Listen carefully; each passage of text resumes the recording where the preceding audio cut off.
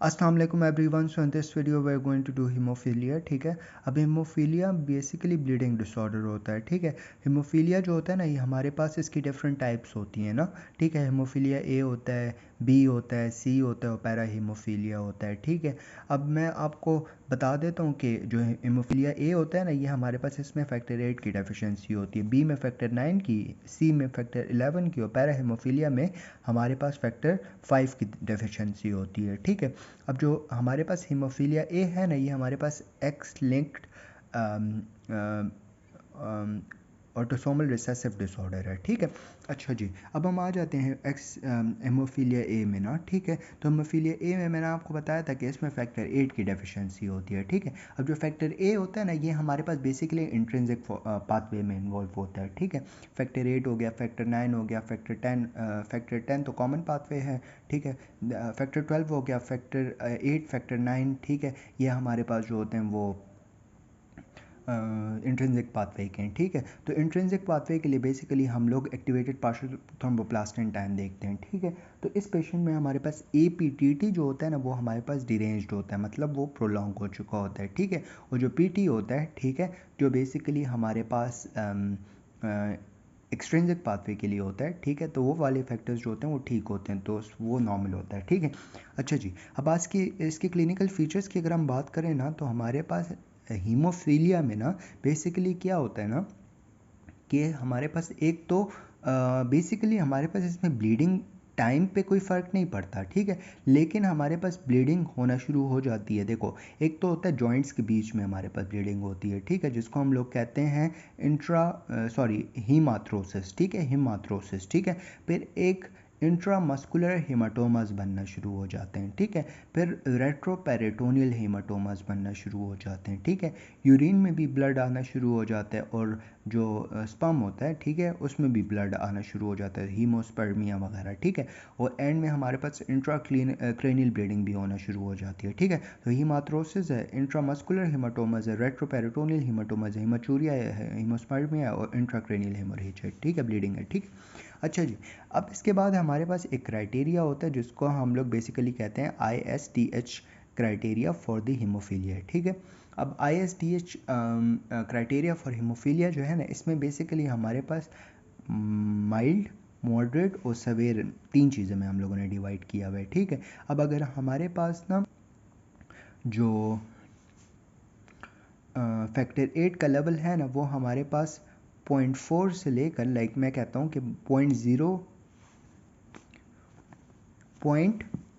0.05 से लेकर 0.4 यूनिट पर ml है। ठीक है, तो वो उसको हम लोग माइल्ड हीमोफीलिया कहेंगे। ठीक है, 0.05 से लेकर 0.4 यूनिट पर ml। ठीक है, फिर इसके बाद अगर मॉडरेट की बात करें तो उसमें हमारे पास 0.01 से लेकर 0.05 यूनिट पर ml होगा इसमें। ठीक है, और जो हमारे पास सवेयर है ना, उसमें 0.01 यूनिट पर ml से भी हमारे पास कम होगा। ठीक है, फैक्टर 8 का लेवल। ठीक है, अब अगर माइल्ड की बात करो तो माइल्ड में हमारे पास मेजर ट्रॉमा, मेजर सर्जरी की वजह से हमारे पास ब्लीडिंग एक्सेसिव होती है।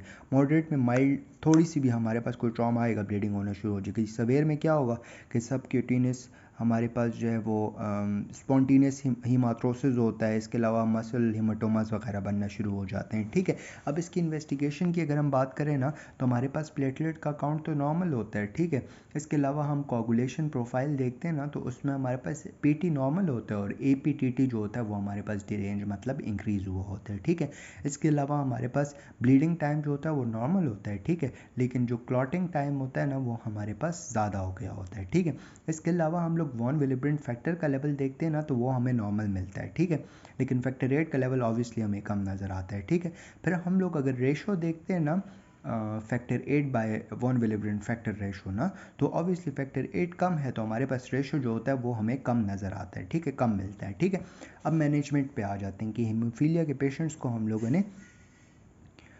मैनेज कैसे करना है। ठीक है, देखो, सबसे पहले हम लोगों ने सपोर्टिव ट्रीटमेंट देनी है। सपोर्टिव ट्रीटमेंट में यही है कि आपने पेशेंट को कहना है कि कोशिश करो कि किसी ट्रॉमा आपको ना हो, मतलब कोई एक्सीडेंट वगैरह ना हो जाए। हाँ, अपनी बॉडी का ख्याल रखना है, ठीक है, कि कहीं पे लगा ना जाओ, ठीक है। इसके अलावा हम लोग एस्प्रिन नहीं देते पेशेंट को, क्योंकि वो ब्लड थिनर होता है, ठीक है। इसके अलावा हेपेटाइटिस बी और हेपेटाइटिस ए जो ए बी है ना, उसकी इम्यूनाइजेशन करने को भी कहते हैं, ठीक है।